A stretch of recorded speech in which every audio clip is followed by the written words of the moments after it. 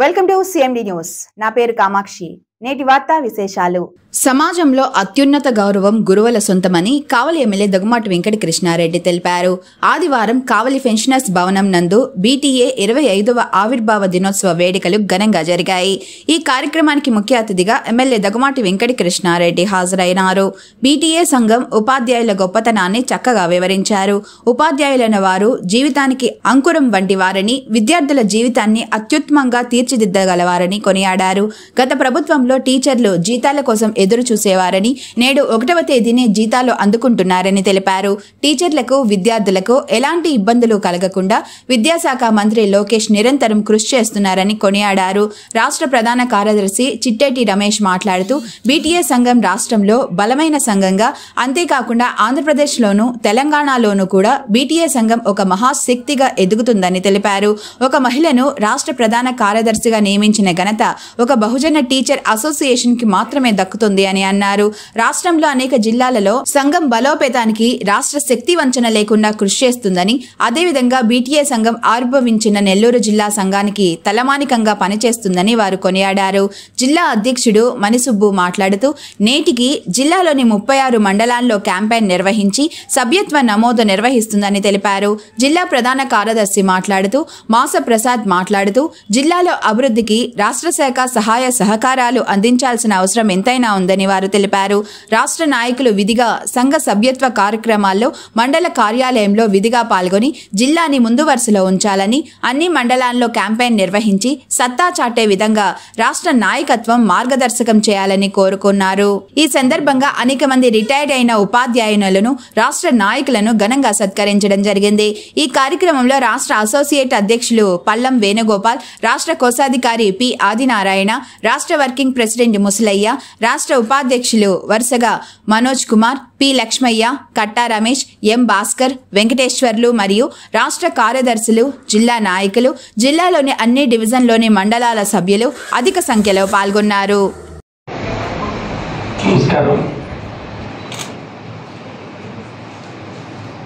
Teachers సమాజంలో అత్యంత గౌరవాన్ని పొందేటువంటి వ్యక్తులు ఉన్నవారంటే వాళ్ళ గురువులు.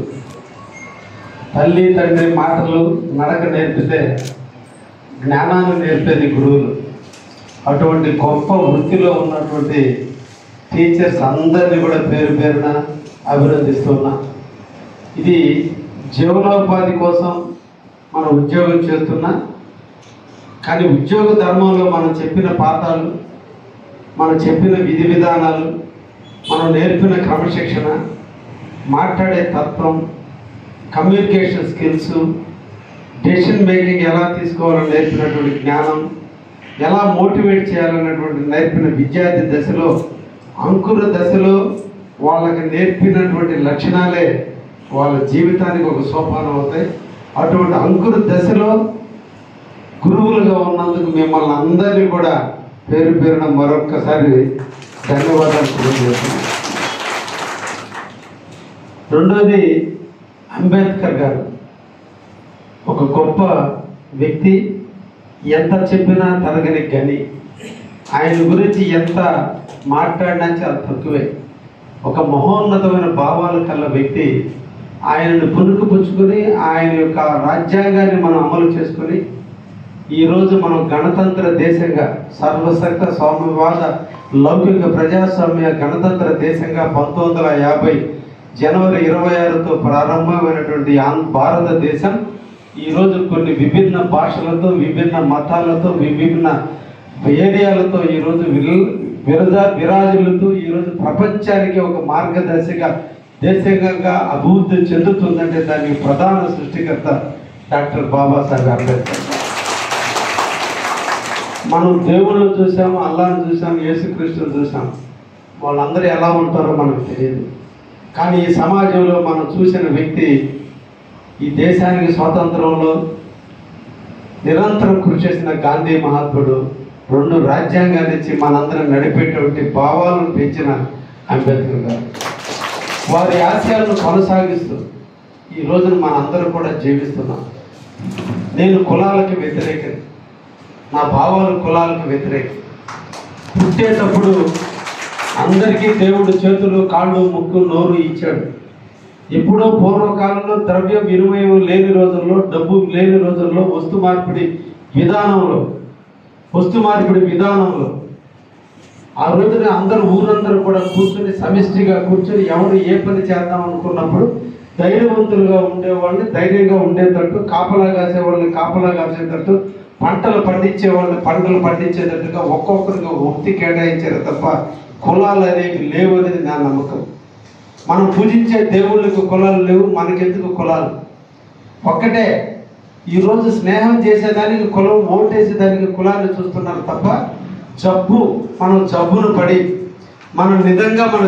పడి మన శరీరాన్ని ఇంకొక డాక్టర్కి అప్పచెప్పి పొట్టని కోపించుకునే రోజు కులాన్ని చూడటంలే. అందమైన అమ్మాయి కనిపిస్తే లవ్ చేయడానికి కులాన్ని చూడటంలే.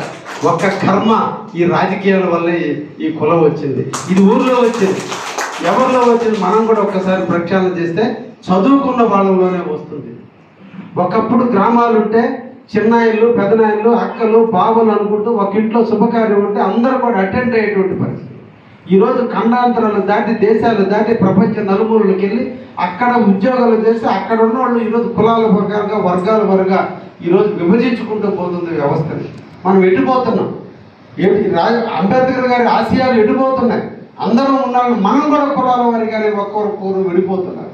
ఇది కరెక్ట్ కాదు. ఎక్కడో ఇక్కడ మనందరం చదువుకున్నటువంటి ఇక్కడ రెండు వర్గాలు, ధనవంతుడు, పేదవాడు. పేదవాడిని హక్కును చేర్చుకోవాలి, పేదవాడిని ధనవంతుడిగా పెంచాలి, పేదవాడిగా మిగిలిపోకూడదు. ధనవంతుడిగా పెరిగిపోతున్నప్పుడు పెరిగిపోయే వాడిని తగ్గటం కాదు, తగ్గున్నటువంటి వాడిని పెరిగేటట్టు చేయడానికి మనం ఏం చేయాలి? అది చేయగలిగితే అందరూ సమానులు అవుతారు.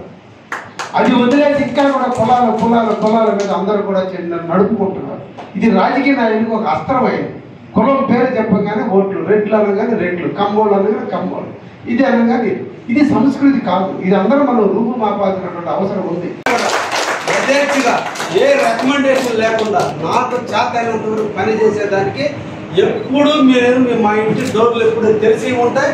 ఇది మీ బ్రదర్ ఇంటికి వస్తున్నట్టుగా రండి తప్ప రాజకీయ నాయకుడు కంటే కూడా సేవనే పరమోడిగా భావించి పనిచేస్తున్నట్టు తప్పకుండా నాతో కలిసి రండి అని చెప్పి రమేష్ గారికి, వేణుగోపాల్ గారికి ప్రత్యేకంగా ధన్యవాదాలు తెలియజేస్తూ మా సోదరు దేవి multi speciality hospital, Christian Peta, 5వ లైన్, కావలి.